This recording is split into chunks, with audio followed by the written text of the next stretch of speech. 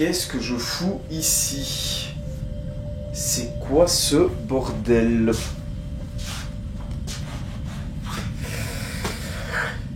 Bonjour à tous, c'est Laurent du site objetdefilm.com. Alors je vais vous faire une petite vidéo, mais je viens de me réveiller dans un endroit que je ne connais absolument pas. Du coup je vais un petit peu aller voir si je ne trouve pas quelqu'un, tout simplement. En attendant, je vous mets un petit extrait audio et grâce à ça, je pense que vous allez deviner le sujet que je vais traiter dans cette vidéo. A tout de suite. Y'a quelqu'un? Y'a quelqu'un?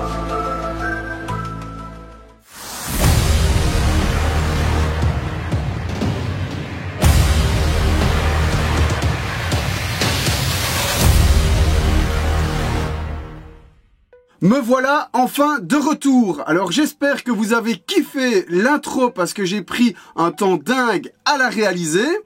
Et j'espère aussi que vous avez reconnu l'extrait sonore. Donc pour ceux qui n'ont pas reconnu, c'est évidemment tiré de la série X-Files. Donc on va parler de ça aujourd'hui. C'est en 1990 ou en 1990 pour nos amis français que Chris Carter est engagé par la Fox pour travailler sur de nouvelles séries. Et c'est donc en 1993-1993 que cette fameuse série voit le jour. L'histoire est plutôt simple. La série décrit les enquêtes d'un duo d'agents du FBI sur des affaires dites non classées. Ces enquêtes sont en général potentiellement liées à des phénomènes surnaturels. Lui, c'est Fox Mulder, interprété par David Duchovny, qui croit dur comme fer à l'existence de ces phénomènes paranormaux, mais aussi et surtout à un gigantesque complot gouvernemental en vue de cacher la présence d'extraterrestres sur Terre. Une croyance décuplée par le fait que Mulder a vu sa propre sœur se faire enlever par des extraterrestres alors qu'il était encore ado. Depuis ce jour, son désir de la retrouver et de faire éclater au grand jour le dit complot n'a d'égal que sa défiance envers l'establishment. D'où cette phrase devenue célèbre dans la série « La vérité est ailleurs ». Elle, c'est Dana Scully, interprétée par Gillian Anderson, la rationnelle, la scientifique et médecin légiste. Envoyée à l'origine pour espionner Mulder et faire un rapport sur ses agissements, attestant de l'inutilité du département des affaires non classées en vue de le faire fermer, Scully va tout au contraire se nouer peu à peu d'amitié et voire plus si affinité avec son nouveau partenaire. Agent Mulder, I'm Dana Scully. I've been assigned to work with you. Oh, isn't it nice to be suddenly so highly regarded? Voilà pour les fondamentaux. La réussite de la série viendra en grande partie par le duo d'enquêteurs, au caractère opposé de prime abord, que leurs différentes investigations vont rapprocher peu à peu. La défiance initiale cédant progressivement la place à une complicité inébranlable. Durant 9 saisons, la série va opposer en permanence le normal et le paranormal, le possible et l'impossible, le réel et le surnaturel. Grâce au scepticisme de Scully et à l'irrationalisme de Mulder. On aura droit, en plus de ces 9 saisons, à 2 films.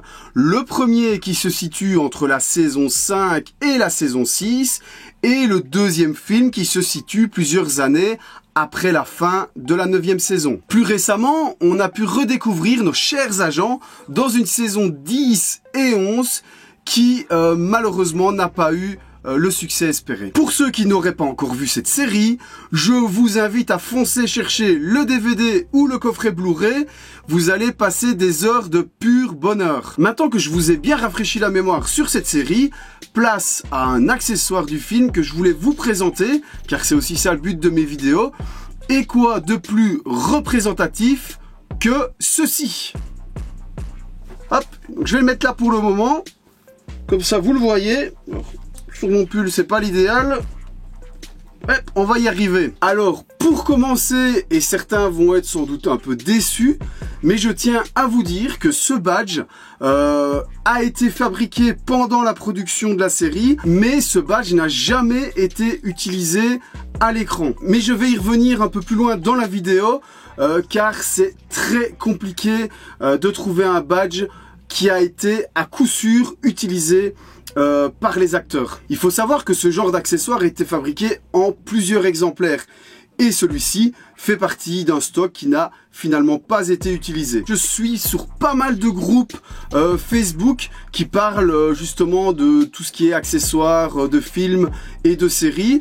Donc c'est principalement des groupes aux États-Unis et sur un de ces groupes, j'ai pu trouver pas mal d'infos grâce à un accessoiriste qui a travaillé sur la série. Il y a une anecdote en particulier que cette personne expliquait et que je trouvais intéressant de vous expliquer à mon tour. Pour les 2 premières saisons, les accessoiristes faisaient des photos manuellement avec des polaroïdes. Ils découpaient ensuite ces photos à la main pour venir les coller sur des badges vierges. Ces badges étaient ensuite signés manuellement par les accessoiristes et non pas par les acteurs. Ensuite, à la fin de la saison 2, ils auraient décidé de faire imprimer des portraits professionnels pour gagner un peu de temps, qu'ils auraient continué à découper à la main pour les coller sur des badges vierges, et ça jusqu'à la saison 4. Apparemment, les accessoiristes fabriquaient énormément de badges,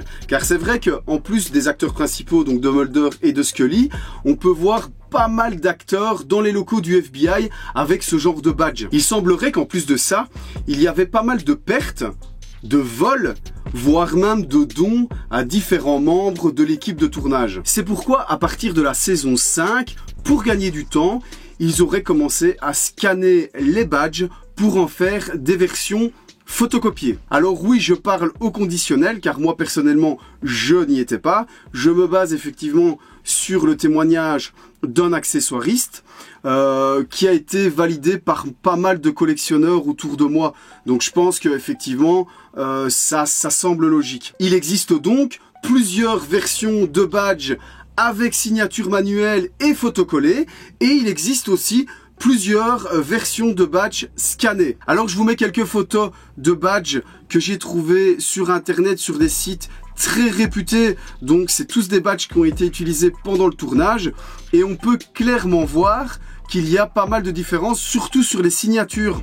Donc ça nous laisse effectivement penser que les accessoiristes changeaient régulièrement les badges, et donc la signature changeait aussi. Alors ce que je vous propose, c'est que je sorte le badge de sa pochette et on se retrouve juste après.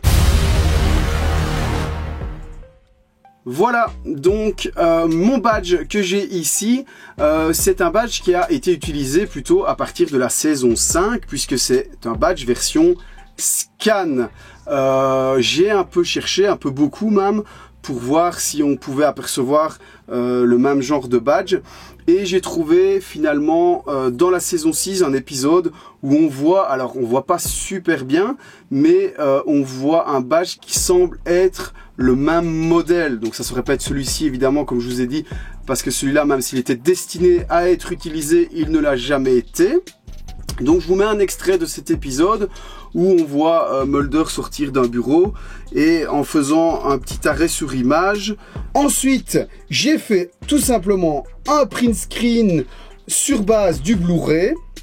Donc pour avoir la meilleure qualité possible, ce print screen je l'ai mis dans Photoshop, j'ai fait un zoom et j'ai ensuite essayé de trouver la meilleure visibilité, donc avec des filtres, des éclaircissements, etc. pour essayer de voir le maximum d'éléments sur le badge.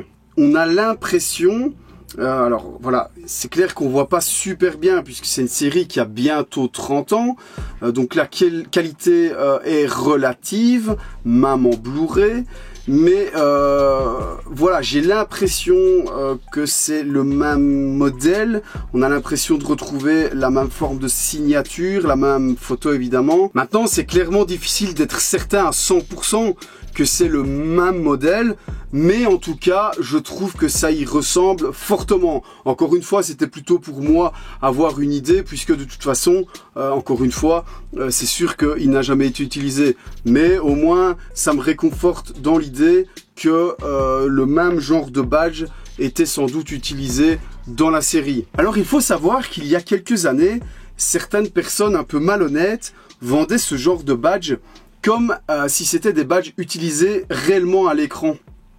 Et du coup, il y a pas mal de gens qui l'ont su, finalement. Et maintenant, les collectionneurs qui cherchent des badges réellement utilisés... Alors, réellement, c'est même impossible. Vous n'allez jamais avoir un badge de Mulder ou de Scully où vous allez avoir une certitude absolue qu'il a été utilisé. À moins qu'il ait vraiment quelque chose de très reconnaissable. Je sais pas, par exemple, un badge qui aurait été utilisé dans une scène où il y a du sang qui va être dessus. Vraiment quelque chose qu'on peut reconnaître à l'écran et qui va être identifiable sur l'accessoire.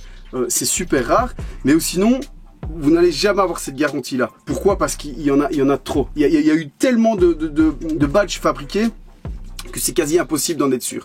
Mais pour avoir plus de probabilité qu'il ait été réellement utilisé, les collectionneurs vont plus se tourner vers les badges première génération. Donc les badges avec une photo collée et une signature manuelle. Donc ça se voit assez facilement. Mais par contre, c'est facile à faire. Moi demain, je recolle une photo sur celui-ci. Comment les différencier? Ça devient quand même vachement technique. Donc, il n'y a pas de secret. Même si vous voyez un badge un jour avec une photo et une signature manuelle, achetez-la chez quelqu'un de sérieux, qui est capable de vous donner ses sources. Voilà, moi celui-ci vient d'une société aux États-Unis qui existe depuis 20 ou 30 ans, qui est très réputée, donc je suis certain de mon coup, et encore une fois, moi on me l'a vendu comme un badge qui n'a pas été utilisé, donc c'est honnête, voilà, et je vais le revendre comme ça aussi.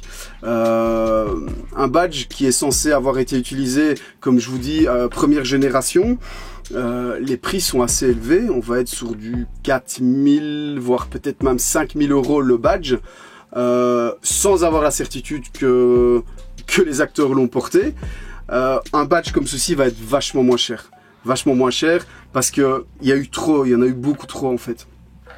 Même si ça a une certaine valeur, attention, hein, ça vaut plus cher qu'une simple réplique, je vais dire, mais ça vaut moins cher.